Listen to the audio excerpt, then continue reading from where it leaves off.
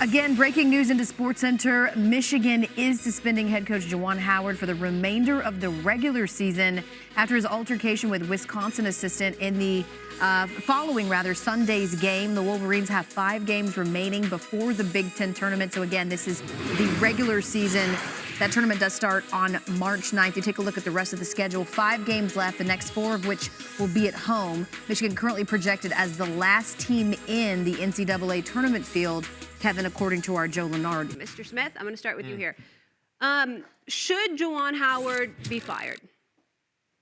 I'm not going to go that far. I've got too much respect for Juwan Howard and the man and the player and the coach that he has been.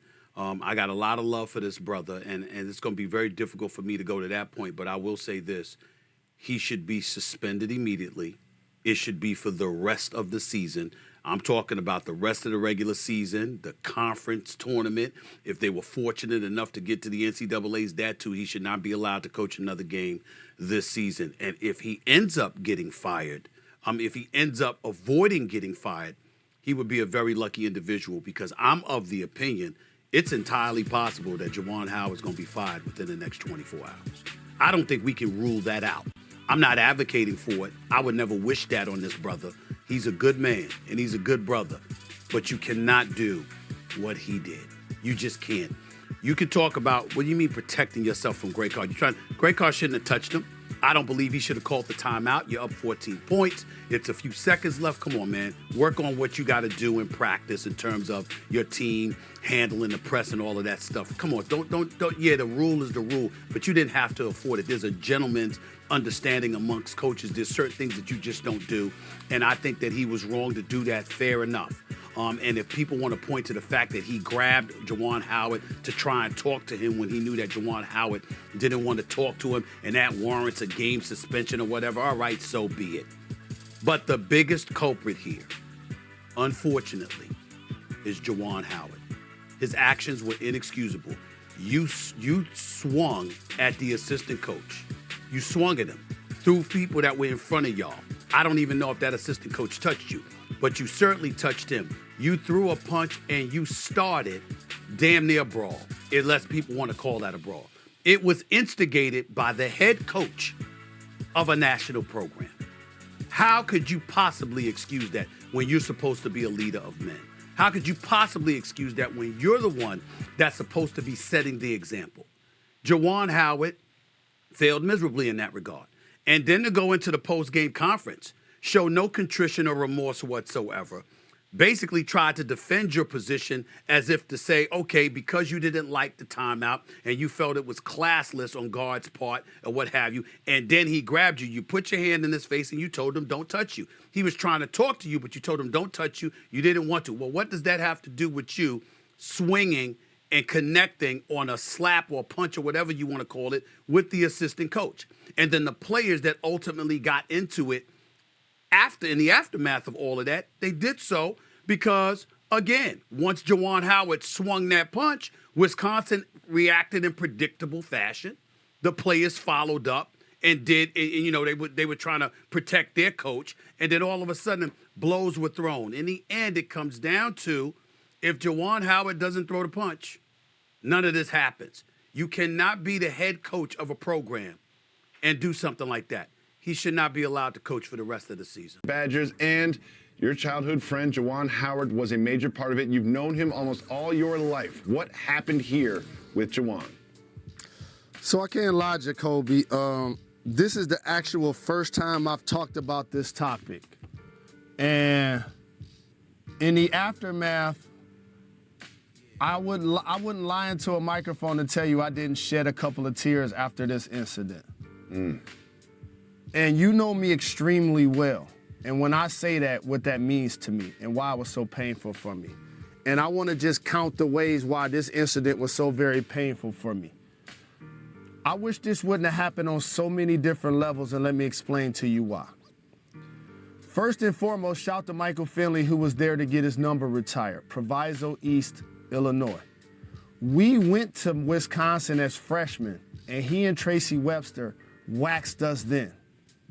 And I sat with Juwan, Ray, Chris, and Jimmy and understood how to overcome that turbulence because it's a part of the game.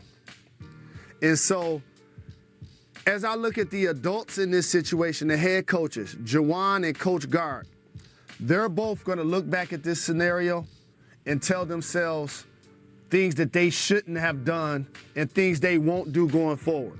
And you know how I like to look at scenarios. I don't judge by what people say.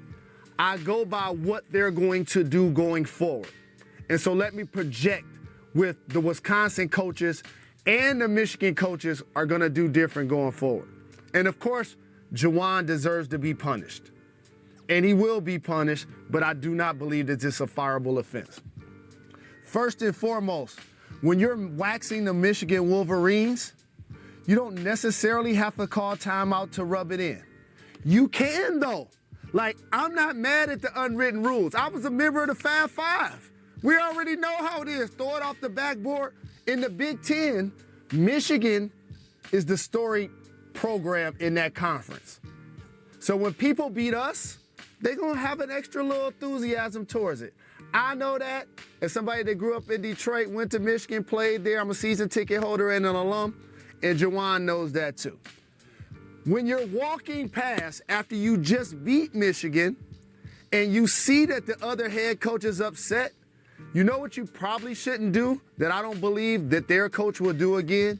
Impede that person's progress.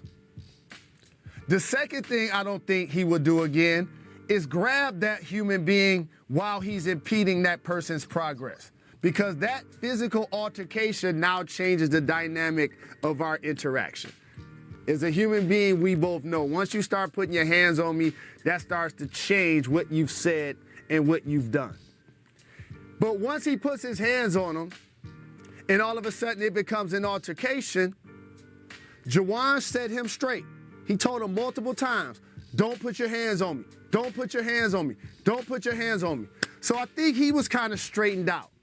The assistant coach coming to his head coach's defense for Wisconsin, you know, trying to get through the scrum, did put his hands on the Michigan player a little aggressively, and Juwan, being defensive of his player, then what I call overreacted. And when he overreacted, he mushed, smacked the assistant coach upside the head. That's something that he knows he can't do. That's something that he would not do if that situation happens again. Now, after that, when there's an altercation with both of the teams, that's also both sides knowing something that can't, shouldn't, and won't happen again. Because you got to find ways to control yourself. Michigan when you're getting waxed, Wisconsin when you're winning the game. So I think it's going to be a lesson to be learned for everyone involved. I'm not going to act like this is the worst thing or even close to remotely one of the worst things that I've seen coaches do. And I've seen coaches threaten to kill another coach. I've seen coaches have multiple allegations to get other jobs. It just happens. Like, these human beings are at work, and it's the heat of the battle, and sometimes the heat of the battle, your cup overflows. And that happens with Juwan. And I got to say this.